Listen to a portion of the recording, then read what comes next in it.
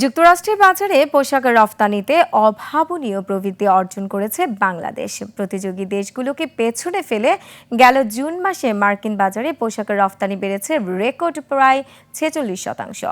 আর চলতি বছরের প্রথমার্ধে যুক্তরাষ্ট্রের বাজারে প্রবৃদ্ধি 25.12%। এদিকে পাল্টা শুল্কের প্রভাবে চীনের রফতানি কমেছে 16%-রও বেশি। আর প্রায় 18% প্রবৃদ্ধি নিয়ে ভারতকে পেছনে ফেলেছে ইন্দোনেশিয়া। বিস্তারিত মহিমা পলির রিপোর্টে। ওয়ালটন এখন দেশের সীমানা পেরিয়ে পৌঁছে গিয়েছে 50টিরও বেশি দেশে। ওয়ালটন, ঘরে ঘরে বিশ্বজুড়ে। বিশ্বব্যাপী বছরে পোশাক আমদানি হয় $500 বিলিয়ন, যার মধ্যে যুক্তরাষ্ট্র একাই আমদানি করে $80 বিলিয়ন পোশাক। যুক্তরাষ্ট্রের এই বিশাল বাজার নিয়ে যেমন প্রতিযোগিতা আছে, তেমনি ট্রাম্প ট্যারিফের কার্যকরের পর কিছু দেশের জন্য হঠাৎ উদ্বেগ তৈরি হয়েছে। তবে সব মিলে সবচেয়ে সুবিধাজনক অবস্থানে এখন বাংলাদেশ। চলতি বছরের প্রথমার্ধের তথ্য বলছে, প্রতিযোগী ভারত, চীন আর ভিয়েতনামকে পেছনে ফেলে মার্কিন বাজারে পোশাক রপ্তানিতে সর্বোচ্চ প্রবৃদ্ধি করেছে বাংলাদেশ। যুক্তরাষ্ট্রের office of textile and apparel ওটেক্সের তথ্যানুযায়ী চলতি বছরের জানুয়ারি থেকে জুন পর্যন্ত সময়ে যুক্তরাষ্ট্রে পোশাক রপ্তানি করে বাংলাদেশ আয় করেছে $4.25 বিলিয়ন। রপ্তানিতে প্রবৃদ্ধি হয়েছে 25.12%। তবে একক মাস হিসেবে গত জুনে মার্কিন বাজারে পোশাক রপ্তানিতে বাংলাদেশের প্রবৃদ্ধি হয়েছে প্রায় 46%। প্রচুর পরিমাণে বায়ার কিন্তু আমাদের দিকে দৃষ্টি দিচ্ছে এবং তারা ফোন করতেছে, আসতেছে, দেখতে চাচ্ছে আমাদের ক্যাপাসিটি খালি বা কতটুকু ক্যাপাসিটি আছে।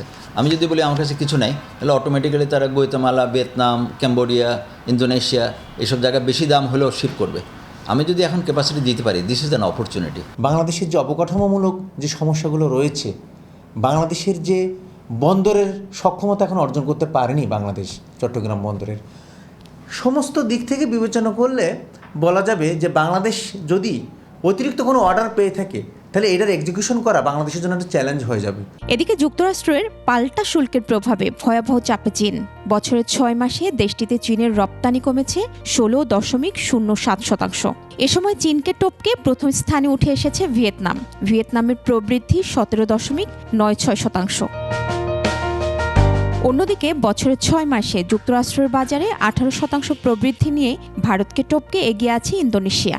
জানুয়ারি থেকে জুন পর্যন্ত সময়ে ভারত $284 কোটি তৈরি পোশাক রপ্তানি করেছে, যা গত বছরের একই সময়ের তুলনায় 16% বেশি। এ সময়ে কম্বোডিয়ার প্রবৃদ্ধি হয়েছে 24.29% আর পাকিস্তানে 11.22%।